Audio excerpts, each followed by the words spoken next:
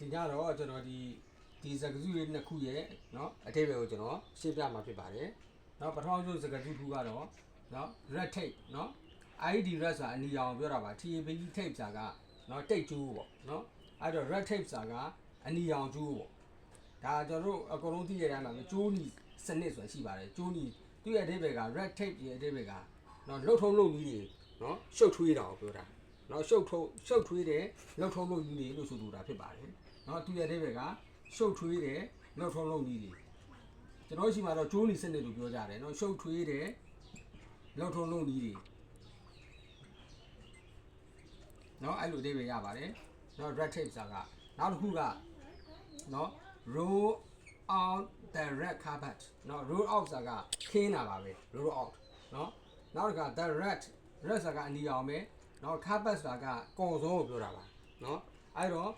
ကော်စောနီကိုခင်းတယ်ဆိုတဲ့ပဲဖြစ်ပါတယ်ဒါကော်စောနီခင်းတယ်ဆိုတာเนาะကျွန်တော်တို့မြင်မှုပါတယ်ဟိုနိုင်ငံကြီးကဲတွေပါညာเนาะလာတဲ့အခါမှာเนาะကော်စောနီခင်းပြီးတော့ကျူဆိုတာကိုဆိုလိုတာဖြစ်ပါတယ်အဲ့တော့ roll out the red carpet ဆိုတာကเนาะအထူးကျူတယ်ပေါ့အဲ့ဒီဘက်ကအထူးကျူတယ်เนาะကော်စောနီခင်းပြီးတော့ကျူတယ်ဆိုတဲ့ပဲဖြစ်ပါတယ်เนาะဒီဥပမာလေးတစ်ချက်ကြည့်လိုက်ရမှာပါเนาะ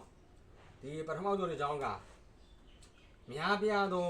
လှုပ်ထုံးလုပ်နည်းတွေကြောင့်เนาะရှုပ်ထွေးတဲ့လှုပ်ထုံးလုပ်နည်းတွေကြောင့်เนาะကျွန်တော်တို့က project ကိုမစတင်နိုင်ခဲ့ဘူးเนาะကျွန်တော်တို့က project ကိုမစတင်နိုင်ခဲ့ဘူးဆိုရင်အဲ့ဒါကိုရေးမယ်ဒီစာကြောင်းလို့ရေးကြည့်ပါမယ်ကျွန်တော်တို့က project ကိုမစတင်နိုင်ခဲ့ဘူးအဲ့တော့ကျွန်တော်တို့ဆို we เนาะမစတင်နိုင်ခဲ့ဘူးဆိုတော့ COULD code เนาะ code တော့ဆိုတော့ couldn't เนาะအဲ့တော့ we couldn't ကျွန်တော်တို့က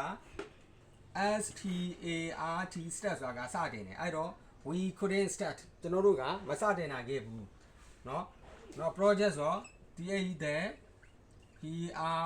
PROJECT project เนาะအဲ့တော့ we couldn't start the project ကျွန်တော်တို့က project ကိုမစတင်နိုင်ခဲ့ဘူးเนาะကြောက်ဆိုတော့ကြောက်ကိုအင်္ဂလိပ်လိုက because of နဲ့ရေးပါတယ် BECAUSE because of ဆိုတာကကြောက်เนาะ red tape ဆိုတာကခုနကျွန်တော်ပြောပြပါပြီ red tape ရဲ့အဓိပ္ပာယ်ကเนาะရှုပ်ထွေးတဲ့လှုပ်ထုံးလုပ်နည်းတွေကြောင့်เนาะဒါမှမဟုတ်များပြားသောလှုပ်ထုံးလုပ်နည်းတွေကြောင့်เนาะကျွန်တော်တို့က project ကိုမစတင်နိုင်ခဲ့ဘူးเนาะအဲ့လိုဖြစ်သွားပါတယ်เนาะနောက်ဥပမာတစ်ခုကြည့်ပါမယ်နောက်ဥပမာတစ်ခုကကုမ္ပဏီကเนาะဒီကလှုပ်ထုံးလုပ်နည်းတွေကိုเนาะ short ချဖို့ကြိုးစားနေတယ်เนาะကြိုးစားနေတယ်ဆိုတော့ကုမ္ပဏီကိုဒီရဲ့ဤတဲ့ COMPANY company that company เนาะကုမ္ပဏီကเนาะ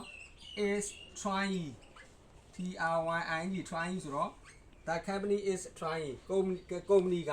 ကြိုးစားနေတယ် short ချဖို့ဆိုရင် to short တော့ reduce REDUCE reduce အဲ့တော့ကုမ္ပဏီက is trying to reduce เนาะ short ချဖို့ကြိုးစားနေတယ်เนาะရှုပ်ထွေးတဲ့လှုပ်ထုံးလုပ်ကြီးဒီမှာလှုပ်ထုံးလုပ်ကြီးကို short ချဖို့ကြိုးစားနေတယ်ဆိုတော့ the red tape tape เนาะအဲ့တော့ the company is trying to reduce the red tape ကုမ္ပဏီကเนาะရှုပ်ထွေးတဲ့လှုပ်ထုံးလုပ်ကြီးတွေကို short ချဖို့ကြိုးစားနေတယ်เนาะနောက်တစ်ခုကတော့ဒီမှာ roll out the red carpet เนาะကော်စောနီခင်းပြီးကြိုဆိုတယ်သို့မဟုတ်ကော်စောနီခင်းတယ်အထူးအဖြစ်ကြိုဆိုတယ်ဆိုတဲ့အဓိပ္ပာယ်ပါအဲ့တော့ဒီဥပမာရေးပြပါမယ်သူတို့ဟာเนาะတမ္ပရာကြီးကိုအထူးဂုဏ်ပြုကြိုဆိုခဲ့တယ်ဒါလည်းတော်တော်သုံးလို့လွယ်ပါတယ်ဒီຢာပဲရေးလိုက်အောင်မယ်သူတို့ဆိုတော့ဒီအယူပိုင်းဒီသူတို့ကကြိုဆိုခဲ့တယ်ဆိုတော့ ROLLED roll เนาะအတိတ်စာလုံးနဲ့ရေးရပါမယ် they rolled out the red CARPET carpet เนาะအဲ့တော့ they rolled out the red carpet သူတို့ကအထူးကြိုဆိုတယ်သို့မဟုတ်ကော်စောနီခင်းပြီးကြိုဆိုတယ်เนาะတမရကြီးကိုဆိုတော့ for the president PRESIDENT presidents အဲ့တော့ they rolled out the red carpet for the presidents เนาะသူတို့ကတမရကြီးကိုเนาะအထူးအဖြစ်ကြိုဆိုတယ် နော်သို့မဟုတ်ကော်စောနီခင်းပြီးကြိုဆိုတယ်ဒီနေရာမှာ damage ပုံကိုလည်းထည့်ရေးလို့ရပါတယ်နော်ကြော်ကြားတဲ့လူတယောက်ပေါ့နော်